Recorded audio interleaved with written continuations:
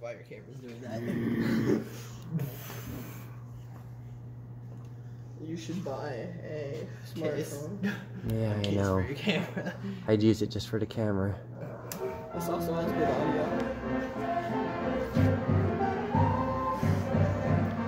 Be careful for me. Move the stuff that aren't labeled. 1895. Good enough for me. 0 point. All the old-fashioned radios.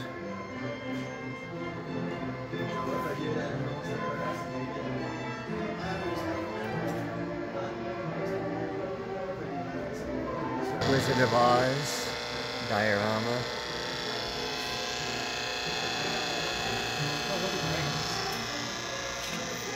Oh yeah. Dragon there. And the Wizard of Oz. This is really cool. Gizmo. Monsters.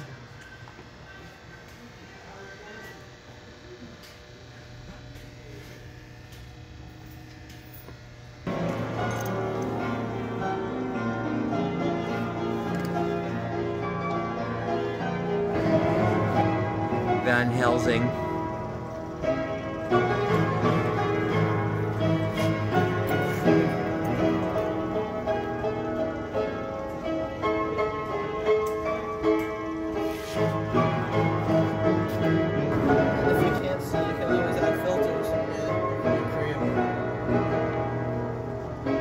Gizmo. I am.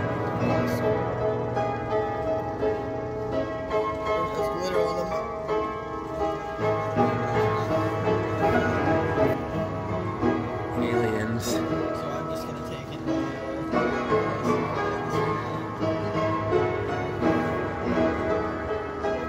It's a gear pyramid. Tremors.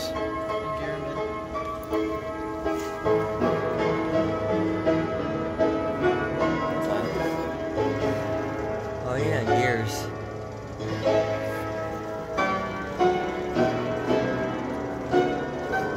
Guy on a guillotine. Look at the mini Lamborghini. You don't have to go close, please. Yeah, you can. That's alright. See? I know. It's alright. Alright, here's a player piano all opened up. You can see the immense amount of hoses and wires and everything that makes this thing work.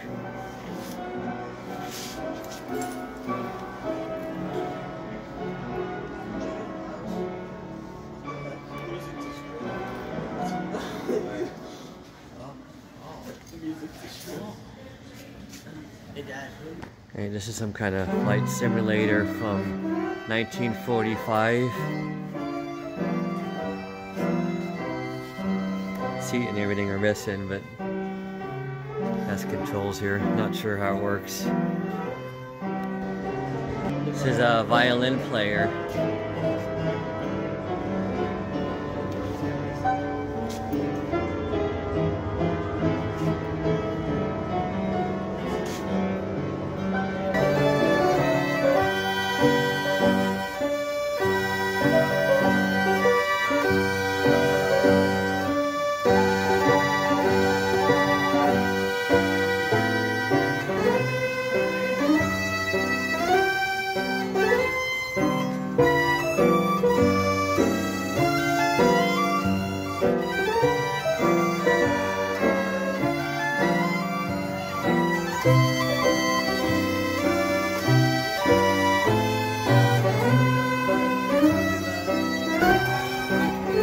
Alright, 1915 it is.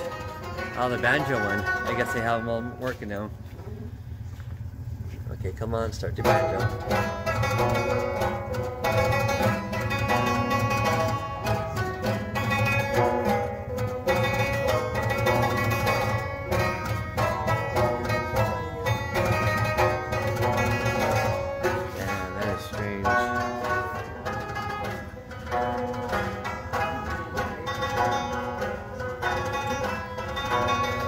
Not sure what year this is from.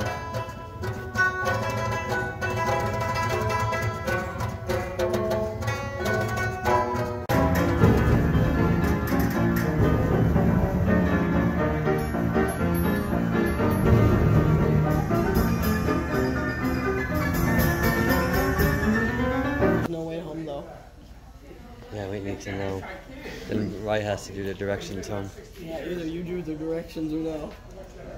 Exactly.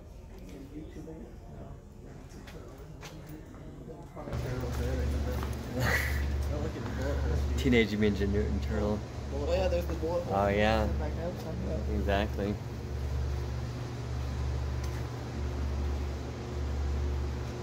Converting it to HD.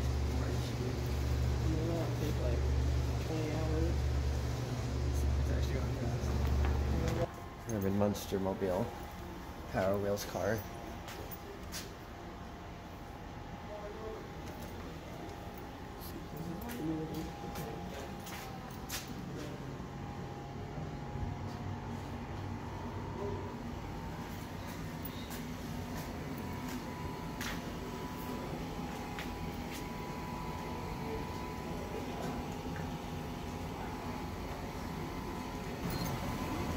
This is a motorized buggy for how small it is. 1901 it says.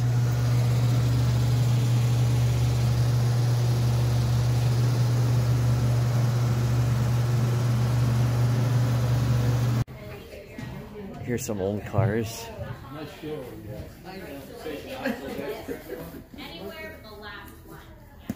I'll probably just like take pictures.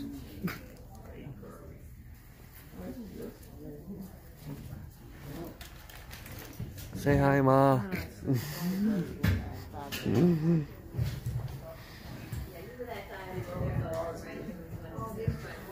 a replica of a Conestoga wagon, along with Cowboy Bob. Real Conestoga wagons that traveled across this great country were actually 18 feet long and 11 feet high and could carry up to 12,000 pounds of cargo. Our collection got started with automobiles. The first of these is on your right, the blue 1956 Thunderbird. This is a beautiful sports car equipped with a hardtop convertible. These models were made for 3 years between 1955 to 1957 and designed to compete with the Chevrolet Corvette. For a family car, look no further than the next car on the right, and you will find a 1958 Studebaker station wagon. The price of this automobile when it first arrived in the showroom was $1,776. We have around 70 classic vehicles here in the museum, some of which you get to see on foot and some from the tram. If you love cars, make sure you pick up a brochure coming to our big cities. At the same time, mass production of plate glass was developed. Therefore, storefronts opened up with large display areas and the art of window dressing began. At that time, most people did not have electricity in their homes, and the public was captivated by the moving displays and electric lights in the store windows. Just like the mechanical music you will hear today, these displays were early forms of marketing. You went where the beautiful music and interesting moving objects were located, and the businesses hoped that you would come inside and spend your hard-earned dollars.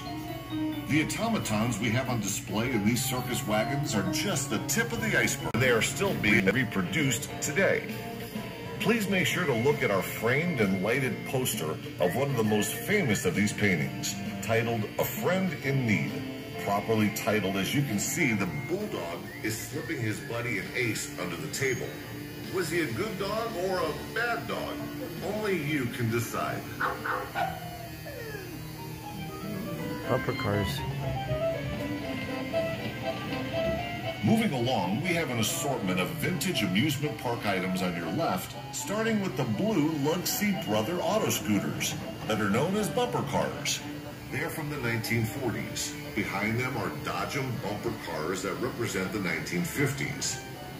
Following them, there is a 1930 roller coaster carriage made by the Philadelphia Toboggan Company. This carriage is wooden and was made at a time before there were safety regulations. No seat belts or lap bars on this ride. You just held on and prayed when you went speeding down the hills of the roller coaster.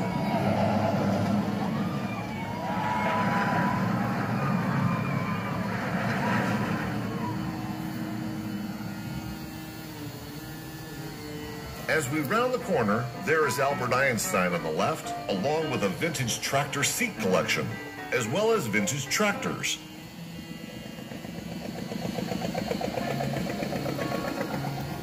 right, we have a Ford Mustang Cobra and a Chevrolet Camaro. You will notice that most of our automobiles are preserved, not restored. Our collector likes the story they tell in the condition in which he found them. Looking left, check out the typewriters located by the tractors. Why do we have typewriters? The answer is we have a lot of visits from student groups, and many of them don't know what a typewriter is. In addition to typewriters, we also show young people a payphone and vinyl records. Mind blown.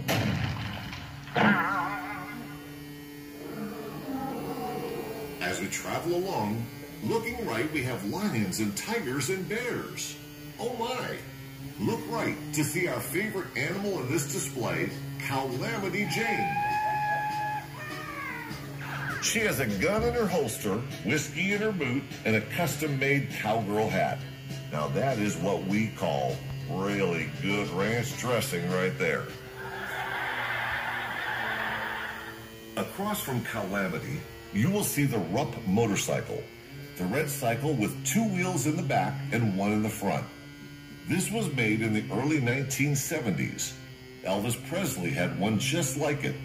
Our collector loves Elvis, so he had to have one too. You ain't nothing but a hound dog, you're crying all the time. Next to the Rupp are beautiful red, white, and blue Stars and Stripes motorcycles.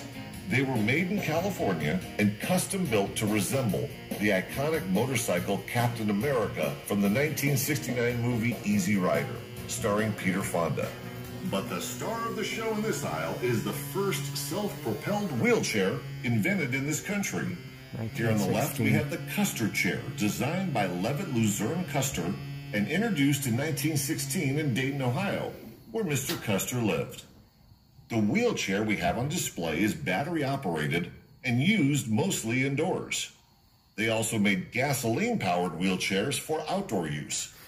Notice the tiller bar that was used for steering. The wheelchair sold for $175. At that time, the average price of an automobile was $700. Many people, including men coming home from World War I, used the Custer chair. As we drive along, looking left, you will see motorcycles. And don't miss the ragtop. If you were driving that Cadillac in the early 60s, you were riding in style. Around the corner and on the right side of the tram, we have a really big shoe. Some people ask why. We ask, why not? This shoe is actually from a now defunct cable channel called Wedding Central. And since we love all things oversized, we were happy to add it to our collection. After the shoe is the gigantic Ronald McDonald in his blue jumpsuit, followed by a bicycle built for 7. This red bike is called a Kobe, which is short for Conference Bike. Designed in San Francisco, there are 300 of these bikes in 18 different countries around the world. You will see all kinds of bicycles here at the American Treasure Tour, including the early penny farthing and many models sold in this country from the 1950s and onward.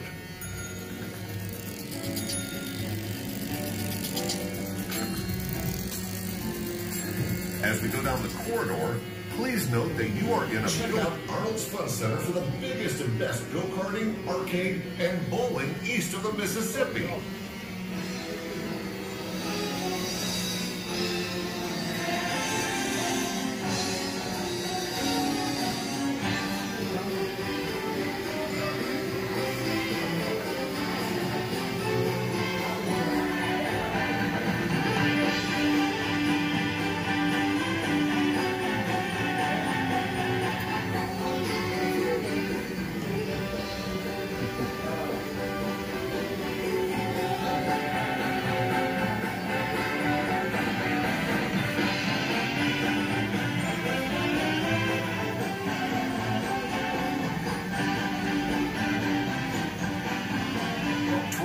This hallway, on the right, you will find the glitzy, sequined mummer costumes. The mummers are a Philadelphia tradition, and their first official parade was on New Year's Day in 1901.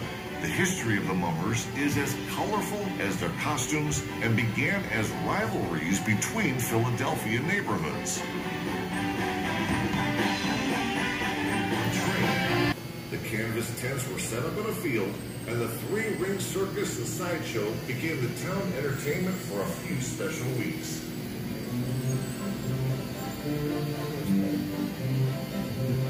The second display is a miniature amusement park from Moundsville, West Virginia, and used to be in an ice cream parlor window. It has the distinction of being handmade with no plastic. It's all wood and metal, and it is run by old Singer sewing machine owners. The last display is from the state of Minnesota and was made by a husband and wife team, John and Hilda Newman. They displayed this miniature fairground in their appliance store window.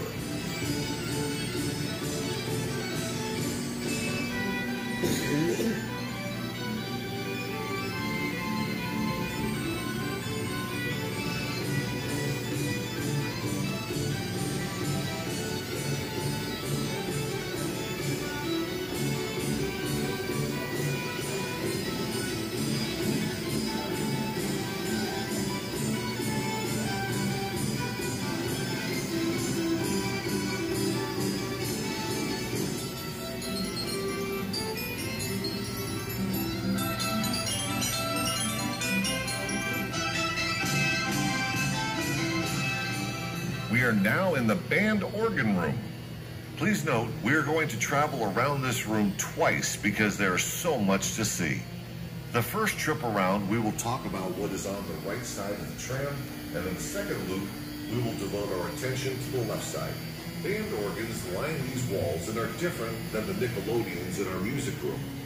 Nickelodeons were made for indoor use, and band organs were made for the circus, the fairgrounds, and the carousels. Most every band organ made in the United States were made in New York, in the small town of North Tonawanda, which is located in the Buffalo and Niagara. These outdoor machines, or their wonderful sound, would have been compromised. This room also houses the rest of our animation. Look around you. There are so many wonderful animated figures of all shapes and sizes. Don't miss the baby kicking in her bassinet. She used to sell Sweetheart soap. Although she is adorable, we don't lift her often, as with all of her mechanics, she weighs about 85 pounds. And take a look at the coil on your right that runs the length of this room. This, ladies and gentlemen, is the world's largest Slinky. It winds in and around our animations. It is 100 feet long and 48 inches in diameter. Slinky was invented by a Penn State graduate named Richard James. We don't want you to miss is the sword swallower on the right. This is one of the oldest in the collection, dating from the late 1890s. So it would have been in one of the very first storefront window displays in America.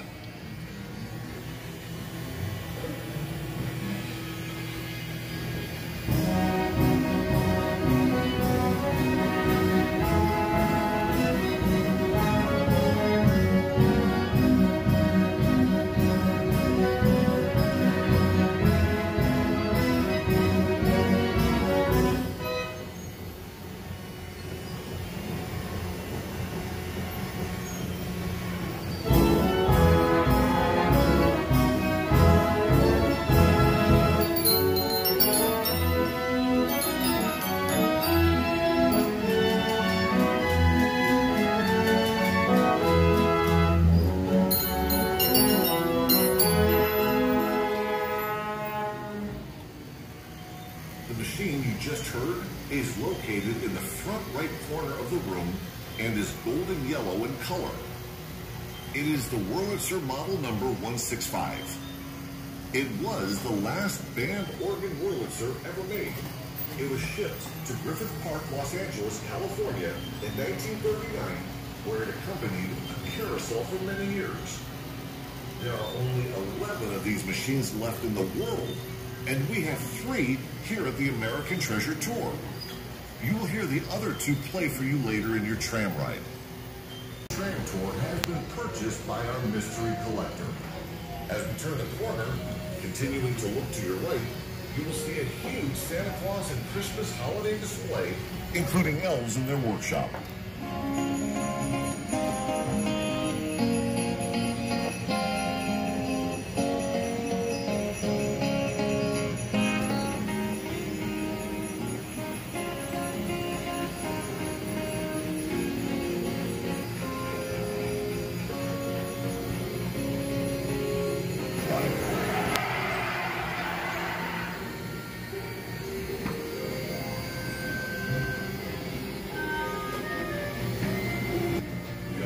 Easter candy represented by the orange and green peeps on your right that used to be on display in a candy store to help sell the marshmallow peep candy.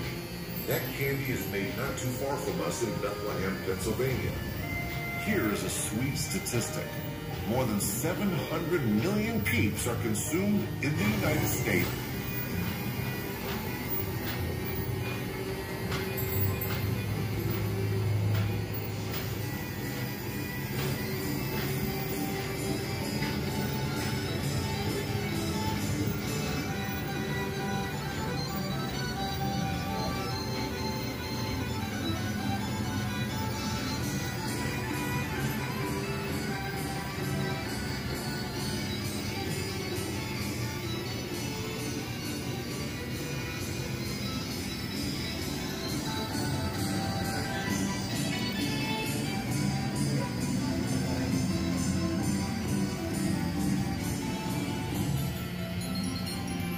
As we go around the corner, look left, and you will see a 12-foot clown face. We want you to know that all of our clowns are happy, not creepy. But if you have a problem with any of them, see us after the tour. We offer clown therapy. We are so proud to have such fine automatons here on display for our guests to see.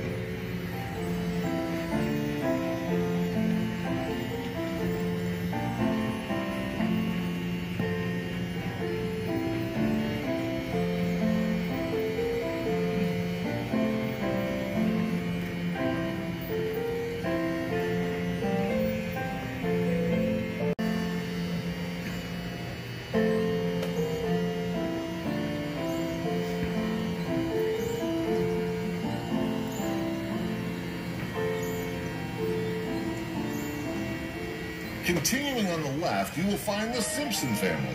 In 2018, they became the longest-running scripted primetime show in television history, beating out the Western drama Gunsmoke that ran for 635 episodes. And they should be sound asleep, but instead, they are having a pillow fight. Sometimes Mama catches them in the middle of their shenanigans, and sometimes they are too quick for her. That is the delight of this display. You never know which ending you're going to see.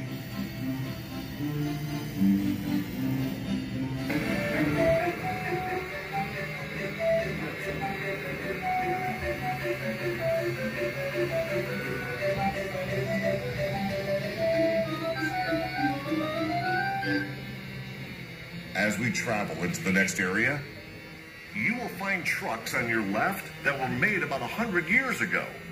The first old truck is a GMC, followed by a rare Pierce Aero truck that is dark green. The brighter green truck is the Mack. After the Mack is the Nash Quad, and in between the Nash Quad and the Mack is the unlikely trio of Teddy Kennedy, Britney Spears, and Donald Trump. We had no idea what these three had in common until we found out they were each on separate Mardi Gras floats in New Orleans. The Nash Quad deserves a second look. It is a World War I era truck. It has a wooden body. 40,000 of them were made and most were shipped overseas. This truck is the 35th documented Nash Quad known to exist. Nash was the company that manufactured it and is called a quad because it had four-wheel drive, four-wheel steering, four-wheel brakes, and four-speed transmission. After the Nash Quad is the world's largest Gumby, stretching 20 feet high. On the front wall is the Drowsy Chaperone sign. This is a sign that hung on Broadway in New York City. In front of that beautiful Broadway sign is the best of our music. The machine in the middle is the only Wurlitzer model, number 175, ever made. It started its life playing for a carousel in Denver, Colorado. When it was purchased to bring here, it was in very bad condition, having been stored and unplayed for many years. It took a year of restoration work to bring it back to life. There are so many movies.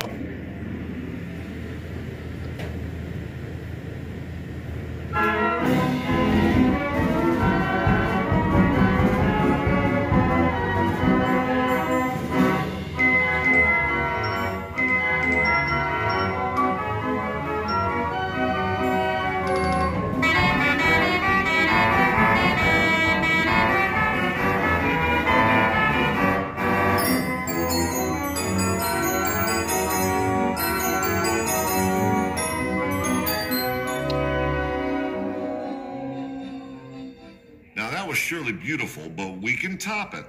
We have two band organs that we will play for you. Like the golden yellow colored machine that you heard earlier, these are our other two Wurlitzer Model 165s.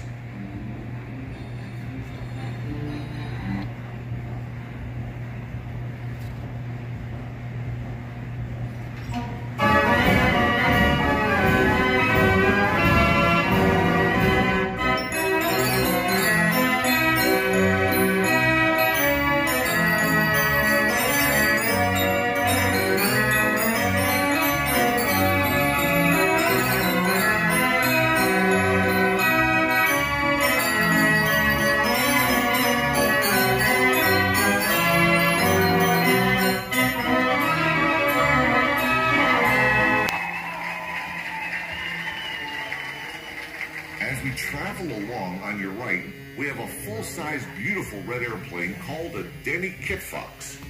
It is an amateur-built airplane, and the wings fold up so you can build it in your garage, and that is also how you transport it to the airport.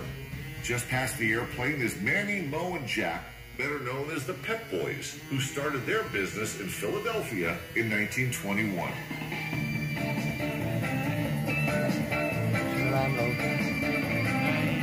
After the Pep Boys, check out the beautiful Dodge 440 Coronet from 1968. That's how the motor used represents to look. the muscle car era, and it is a smooth and a fast ride.